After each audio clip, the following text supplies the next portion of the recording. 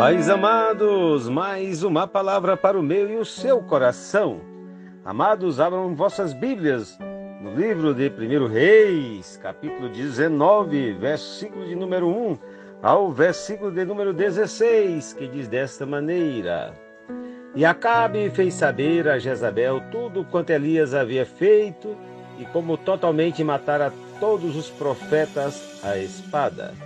Então Jezabel mandou um mensageiro a Elias e disse-lhes: Assim me façam os deuses e outro tanto, se de certo amanhã, a estas horas, não puser a tua vida como a de um deles. O que vendo ele se levantou e, para escapar com vida, se foi. E veio a Berseba, que é de Judá, e deixou ali o seu moço. E ele se foi ao deserto, o caminho de um dia, e veio, e se assentou debaixo de um zimbro, e pediu em seu ânimo a morte. E disse: Já basta, ó Senhor, toma agora a minha vida, pois não sou melhor do que meus pais. E deitou-se e dormiu debaixo de um zimbro. E eis que então o anjo o tocou e lhe disse: Levanta-te, come.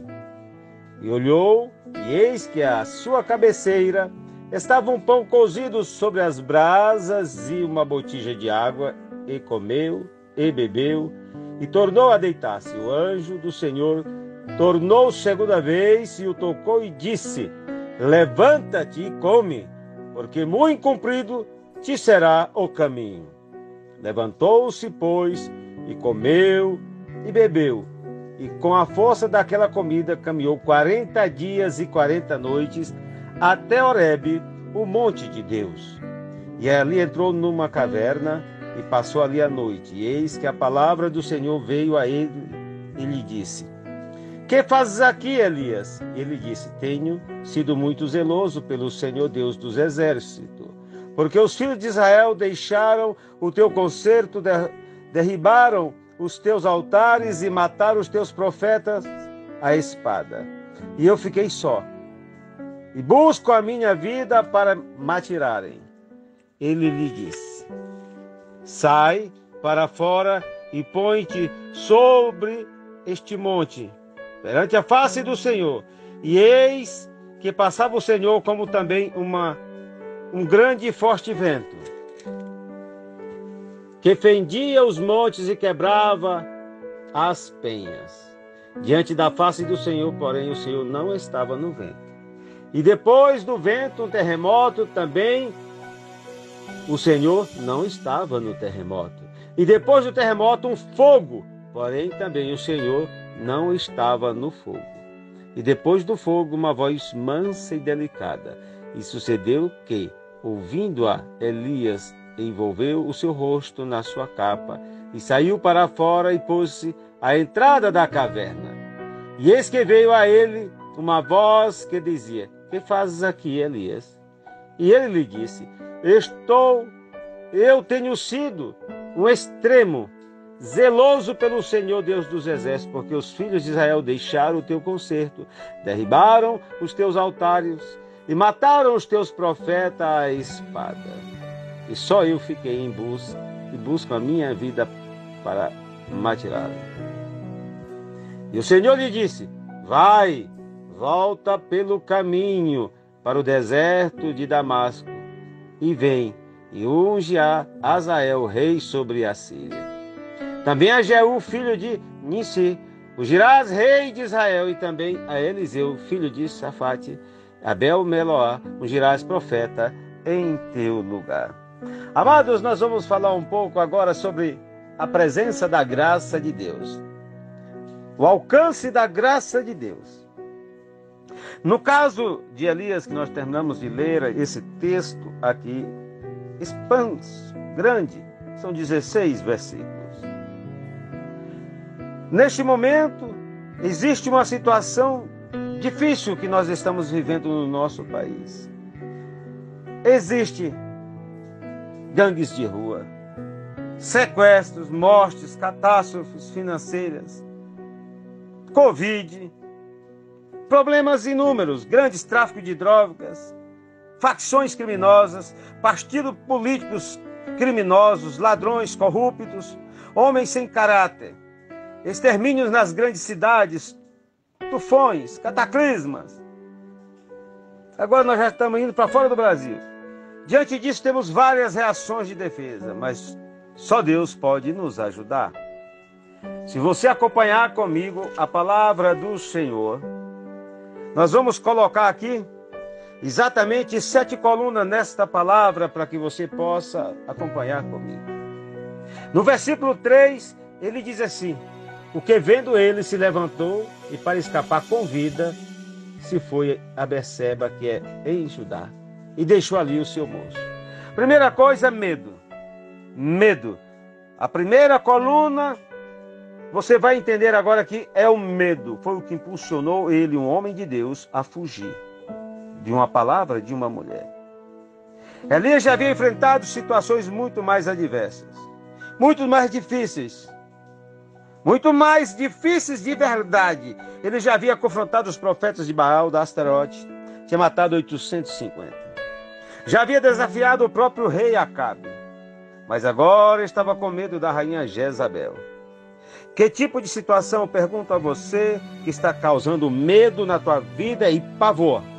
O que é que você está passando no seio do teu reinado profético, de onde você está inserido como homem de Deus, que está te levando a medo, a não acreditar no poder, na vontade do nosso Deus querido?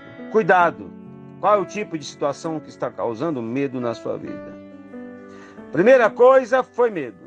No mesmo versículo 3, nós podemos ver a segunda coluna, que é fuga. Para salvar a sua vida, se foi. Ele fugiu, ele correu. Quando Jesus foi preso, seus discípulos fugiram. Olha, amado, quando Moisés viu que seu crime tinha sido descoberto, fugiu. A fuga é um mecanismo de defesa. O medo impulsiona você a tomar uma decisão quando a adrenalina chega no teu lugar, na tua vida. É possível que você esteja fugindo de alguma situação. Jonas também fugiu. Então, quero dizer para você, cuidado, preste atenção, esteja pronto a ouvir a voz de Deus. No versículo número 4 diz assim: e ele se foi ao deserto. Olha, se foi ao deserto o caminho de um dia e veio e se assentou debaixo de um zimbro e pediu em seu ânimo a morte. Tira agora a minha vida, pois não sou melhor do que meus pais. Aqui a terceira coluna poderemos falar sobre um sentimento de pequenez, de insignificância. Sou o menor de todos, sou mais fragilizado, sou aquele que ninguém vai ajudar ou estender a mão. Elias se sentiu um nada. Quem sabe você alimenta dentro de você este complexo de inferioridade. Talvez você está batendo no peito dizendo: eu sou um inútil, eu sou um traste, eu sou... só estou ocupando espaço aqui na vida, eu não sei nem o que eu estou fazendo aqui. O inimigo pode procurar colocar você no pó, anulá-lo. Não aceite essa jogada suja de Satanás. Deus tem um chamado na tua vida, Ele te chamou, te preparou. Olha, te deu dons espirituais para que você pudesse fazer a vontade dEle. Então para desse sentimento de insignificância e olhe para Jesus, autor e consumador da tua fé. Porque Deus é contigo, Deus está contigo para te fortalecer e para te ajudar. Olha para Jesus, creia somente, porque se tu creres, verás a glória de Deus. A quarta colocação, nos versículos 5 e 6, a quarta coluna, olha só o que diz aqui. E deitou-se e dormiu debaixo de um zimbro. E eis que então o anjo tocou e lhe disse: levanta-te e come.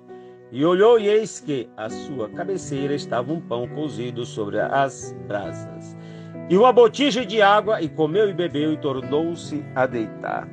Aqui nós vemos nesta quarta coluna algo chamado fraqueza psíquica, emocional, física e espiritual. O que significa isso? Desânimo. Desânimo. Então essa quarta coluna poderíamos dar o nome dela de desânimo. Desânimo. Observe que este texto fala do profeta deitado. Desânimo, depressão, derrota, prostração, é exatamente isto que o diabo faz com o ser humano. Nós somos uma sociedade de pessoas deitadas que perderam o ânimo, achando que não tem mais jeito. Deus diz para você neste momento: há jeito para você. Levanta-te, põe-te de pé, que eu falarei contigo. Eu tenho a palavra para mudar a tua história. Eu, o Senhor, estou vendo a tua dificuldade. Eu, o Senhor, estou com a mão sobre a tua vida para te levantar e te fortalecer. Fortalecer os teus artelhos. O Senhor é contigo para te dar um dia de paz, uma noite de paz, uma madrugada de paz. Então creia somente, se alimente e se coloca de pé diante do Senhor. No versículo de número 10, ele disse: tenho sido muito zeloso pelo Senhor Deus dos exércitos, porque os filhos de Israel deixaram o teu conserto, derribaram os teus altares e mataram os teus profetas à espada. E eu fiquei só, e busco a minha vida para me atirarem. Amados, aqui nós vemos uma palavra que ele está se vendo como um homem fracassado. Aqui nós vemos aqui da coluna, pode dizer assim, o fracasso de Elias. Aqui ele se vê como um fracassado. Elias disse: os filhos de Israel. Ele não se colocou no meio do povo como profeta ou luzeiro, aquele homem que faria a diferença. Mas ele já falou de fora, como se ele já não fosse mais filho de Israel. Na cabeça do profeta já estava a derrota, e a derrota era total. Ele já estava falando, aquele povo, ele não estava mais dizendo o povo, nós. Ele estava deixando de ser o profeta que Deus tinha levantado. Amados, esse fracasso, esse pessimismo, é quando você não vê nenhuma réstia de luz. Como diz aqui no Brasil, nenhuma luz no fundo do túnel, nenhuma luz no fim do túnel. Quando nada mais vale a pena, quando tudo acabou. Você está vivendo esse tipo de experiência? Se você está vivendo, Deus diz para você agora: olha, preste atenção. Deus fala contigo dizendo: olha para mim, porque eu tenho bênçãos para a tua vida. Olha para mim, se apodere da minha palavra, porque eu vou te fortalecer, vou te ajudar, vou te alimentar, e tu caminharás comigo e eu contigo, para que tu possas fazer aquilo que tu tens que fazer. Não desanime.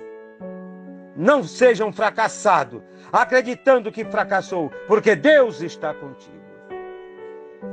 Versículo de número 10, ele diz assim: olha só, ele se sente na solidão. Só eu. Mataram os teus profetas e eu fiquei só. Aqui entra a sexta coluna, que é de solidão. A solidão leva a muitas coisas. Elias olhou ao redor e não viu sequer uma pessoa, um amigo, um companheiro. Talvez você está olhando agora e você não vê um amigo. Os amigos se foram. Enquanto você podia andar com eles, eles andavam contigo. Os amigos se foram. Tem amigos que foram-se para melhor, outros foram para pior, mas os amigos se foram. Talvez agora você está olhando e não vê uma pessoa que possa estender a mão, o companheiro, para estar cerrado contigo em oração acerca da tua vida. Amados, quando o inverno da vida chega, parece que até os amigos se vão. Assim estava Elias. Eu não sei como é que está o inverno da tua vida, mas eu quero te falar uma coisa. Deus está dizendo para você: olha, eu estou contigo. Eu sou aquele que não vai te abandonar. Ainda que uma mãe esqueça dos filhos que ainda mama, eu jamais te abandonarei e esquecerei de ti. Eu estou contigo para te fortalecer. Amados, aqui nós vimos a 7ª coluna, a solidão. No versículo, e eu quero te falar uma coisa, como é que foi que Deus tratou Elias. A 8ª, a 7ª coluna, é como Deus trata você, como Deus trata a minha vida, como Deus trata o seu povo, como Deus tratou Elias. Qual a maneira que Deus tratou Elias? É lindo, é maravilhoso ver o caminho de Deus, o cuidado de Deus. Ele, com ternura, restaurou este homem cheio de problemas, como tudo aconteceu. Deus dialogou com Elias. Deus está querendo falar contigo. Que fazes aqui, Elias, no versículo 9? Em seguida lhe ordenou. Deus está falando contigo agora, porque tu estás nessa situação. Deus tem uma palavra para a tua vida. Sai da tua caverna e vai para o monte. A palavra de Deus para ti agora é: sai da tua caverna existencial, emocional, psicológica que tu te colocou. Olha, Deus está dizendo: vai para o monte. É do monte que tu vai ver, que tu vai ter visão ampla. Deus está dizendo: sobe o monte para que tu veja o que deves fazer, para que tu contemples o que tu deve alcançar. Há uma grande diferença entre entrar numa caverna e estar no monte. O ciclo é o refrigério de Deus. No versículo de número 12, esta brisa é a graça, é o Espírito Santo, é o bálsamo de Gileade, é a presença maravilhosa e reconfortante de Deus. Ainda hoje Deus manda esta brisa mansa e suave sobre a tua vida. Só levante as mãos e adore a Deus. Diga: Senhor, eu te louvo, eu te exalto, eu te agradeço, Senhor, por esta brisa suave do Espírito Santo, por tua palavra que habita a minha alma e que é apta para salvar a minha vida, Senhor, que está dentro do meu coração. E aí tu começa a louvar a Deus. Olha mais uma coisa, versículo 15 de 16. Vai, unge, ou seja, ele restaurou o ministério profético de Elias. Profético de Elias. E Deus está restaurando o teu ministério neste dia. Deus está dizendo para você: vai, unge. Ou seja, vai, leva a tua presença do Espírito Santo, porque você é uma tocha viva na face da terra. Como Deus fez isso na vida de Elias, há muita coisa ainda para ser feita na tua vida também. Vai, unge, unge, unge pessoas, abençoa vidas, ore sobre vida, impõe as mãos, interceda por vidas, saia, porque a graça de Deus está contigo. Ainda hoje, há muitos homens e mulheres, moças e moços, crianças, jovens e adolescentes, na caverna do diabo. Mas Deus nos alcança com sua graça, até quando estamos na caverna. O amor de Deus vai até o mais profundo do poço e nos levanta. Pois Deus tem compromisso com aqueles que têm compromisso com Ele. Pois Deus tem compromisso com aqueles que têm compromisso com Deus. Que a graça de Deus esteja sobre a tua vida. Cristo em nós, a esperança da glória. Pastor Enei Lima, Brasília, Distrito Federal.